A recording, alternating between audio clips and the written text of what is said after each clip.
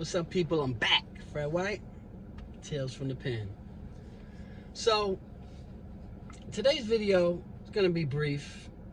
Just wanted to make a few statements about a few things, okay? I see a lot of people love LL Cool J. And I get it, right? And I've had a lot of people like, Fred, he's not a rat, right?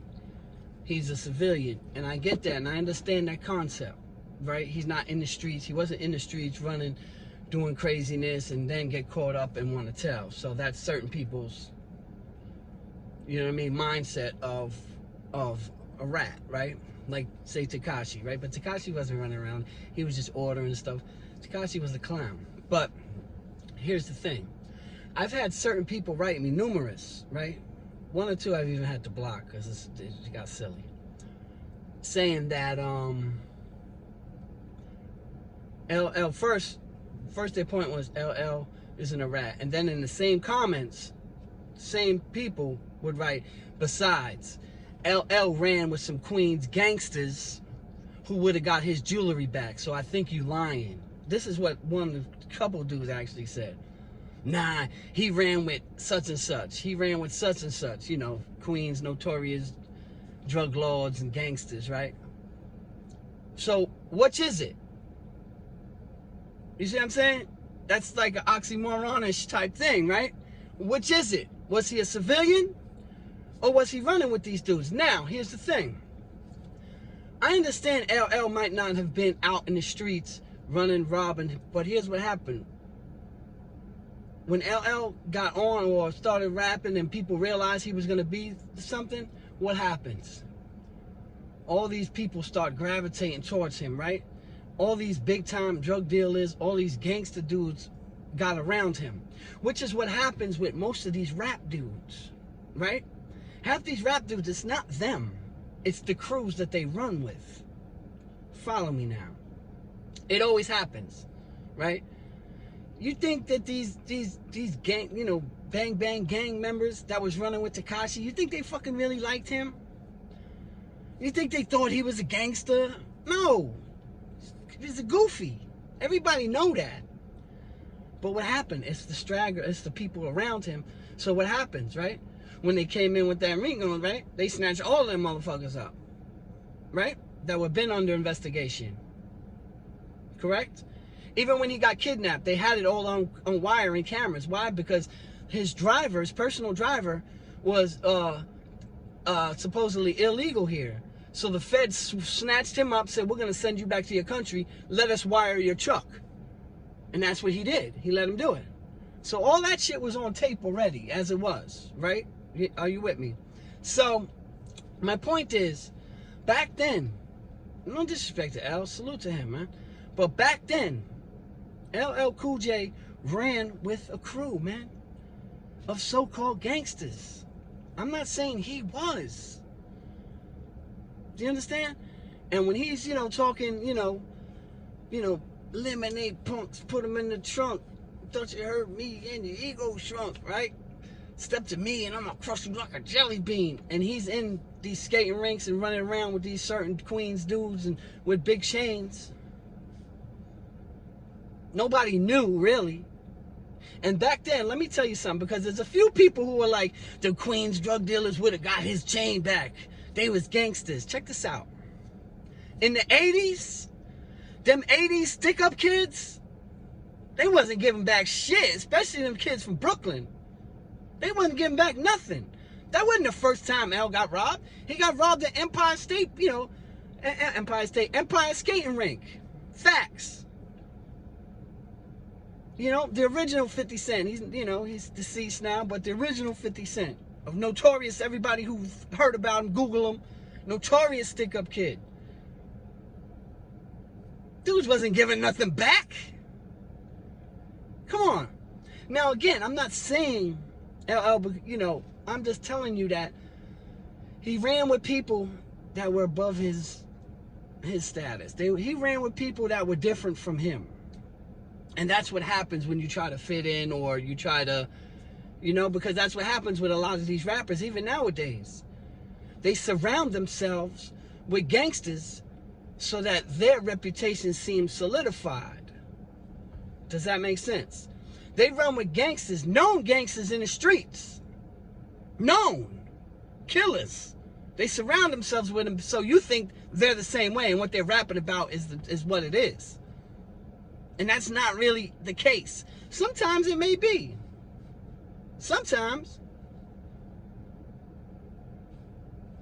But when you surround yourself with people who are not like you, when you surround yourself with wolves, and you're not really a wolf, it's gonna come out. Right? And no disrespect to him. So he went from I'm bad, right? And he went to Hollywood and I need love. Right? He switched it up. You know what I'm saying?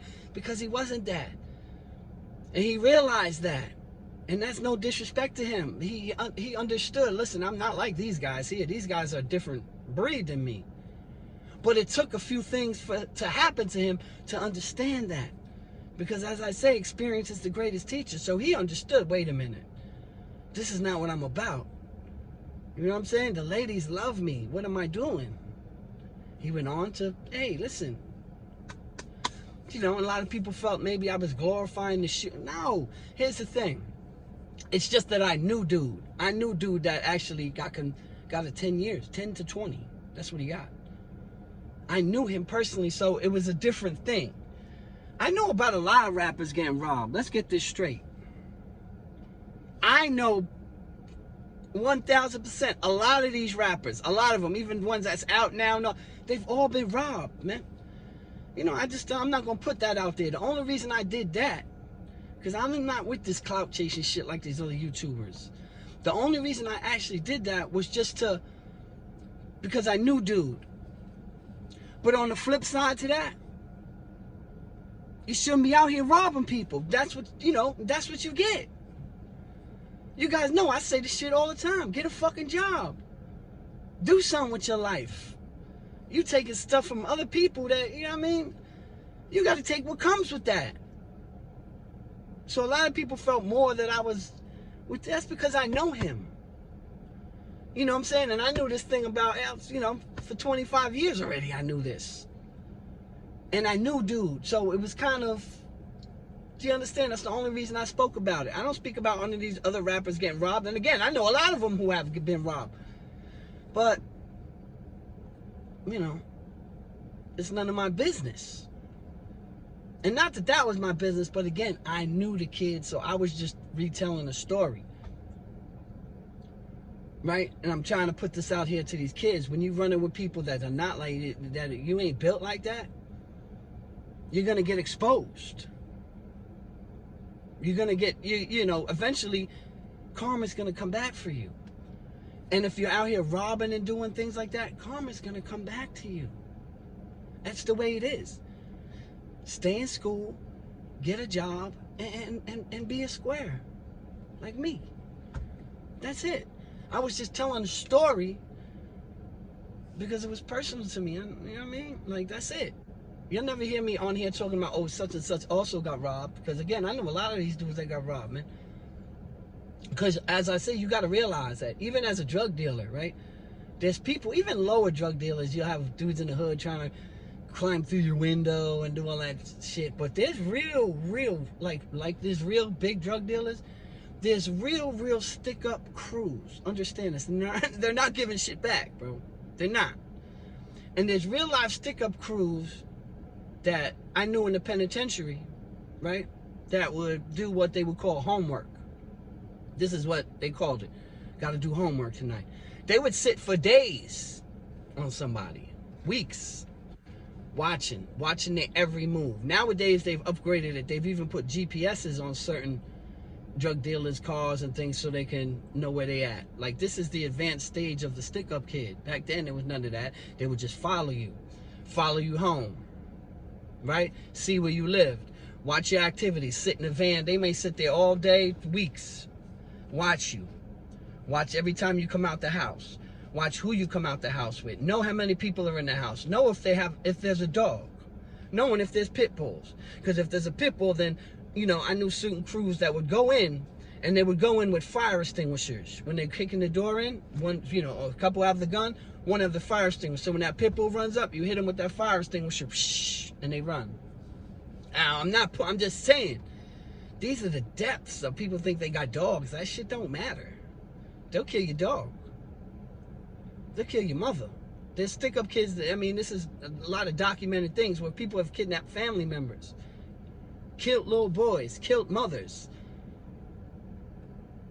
for big-time drug dealers because they know they have it. They got that money. They gonna get us up. Understand this. There's levels to this shit, man. And there's always an anti to it. So when you out here, like, you know, you think you status and you got all this money, there's people watching you plotting. There's even people on your team. There's even people on the team who are around you like, man, he's at a different level than me and I'm his boy. I don't know why he acting like that. And motherfuckers get larceny in their heart. It's a dirty fucking game, man. The drug game is a dirty game, people. Understand this. There's people like when you go to, like back then it was the skating rinks and little clubs, but the skating rinks was the shit. All the big time dudes, everybody would go shining to the skating rinks, and there was people waiting for them. It's the same thing now in clubs. When these dudes is in there and they're buying bottles and doing all this, there's people in the club. They're not there to hang out with the ladies. They're not there to do it. They are there for that purpose, to rob you. They see you shining. They see you buying numerous bottles, and they see this car that you got outside. They are following you. You got people that will bump you, that will purposely, you know, you're driving down some type of road, they will crash into you, bump into you, boom. And you're not thinking nothing. You get out the car like, oh shit, you all right? Everything good? And they got the gun in your face. Get in the car. Get in the trunk. Setup. The whole thing was a setup in the first place. Understand this. I just put these kind of stories out so these kids understand that there's levels to this shit and there's different types of people out there, man. There's people out here that don't want to see you do good. There's people out here that when you start shining and you don't take them with you, they try to set you up, align you. You know what I mean? Yo, we in this club over here. Yo, you know, he got 100,000 in the briefcase in his backpack. Okay. Line you the fuck up. It's a fucking dirty game, people. Dirty. To you kids, listen to understand what I'm saying, man. Listen and understand what the hell I'm saying. You do not want to be involved in this. You do not want to be getting involved in certain things that are way above your head. Right? And again, you always know when them feds come in, you can't just be like, well, I was just a drug dealer. No, you're getting caught up in that whole shit with these people. Don't matter what the fuck you did.